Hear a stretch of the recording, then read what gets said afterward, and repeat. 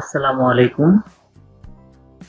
প্রিয় শিক্ষার্থীরা, তোমরা যারা একাদশ শ্রেণীতে ভর্তি হবা, তোমাদের একাদশ শ্রেণীর ভর্তি কার্যক্রমের ধাপ আরো বাড়ানো হয়েছে। চলতি 2025-26 শিক্ষাবর্ষে একাদশ শ্রেণীতে অনলাইনের মাধ্যমে ভর্তির প্রথম ধাপের আবেদনের সময় বাড়ানো হয়েছে।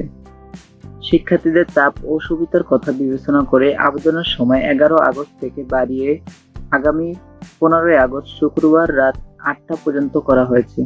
সম্প্রতি একাদশে ভর্তির কেন্দ্রীয় ওয়েবসাইটে প্রকাশিত বিজ্ঞপ্তিতে এই তথ্য জানানো হয়। সেখানে বলা হয়েছে, গত 30 জুলাই দুপুর 12টা থেকে প্রথম ধাপের আবেদন প্রক্রিয়া শুরু হয়েছে। এরই মধ্যে 10,25,671 জন শিক্ষার্থী আবেদন করেছে। ওয়েবসাইটের তথ্য অনুযায়ী সারা দেশে 9,161 কলেজ ও মাদ্রাসা একাদশ শ্রেণীতে মোট আসন রয়েছে 22 লাখ। কারিগরি শিক্ষা বোর্ডের অধীনে এইচএসসি পর্যায়ে প্রায় 9 লাখ আসন এবং সরকারি বেসরকারি পলিটেকনিকে রয়েছে আরো 2,41,000 আসন। সব মিলিয়ে একাদশে ভর্তিযোগ্য আসন প্রায় 33.25 লাখ। অথচ এবারে এসএসসি ও সমমানের পরীক্ষায় উত্তীর্ণ হয়েছে 13,03,426 জন শিক্ষার্থী। প্রিয় শিক্ষার্থী, এই ছিল আজকের মতো। যাদের ভিডিওটি ভালো লাগবে একটি লাইক করবে এবং চ্যানেলটি সাবস্ক্রাইব করবে।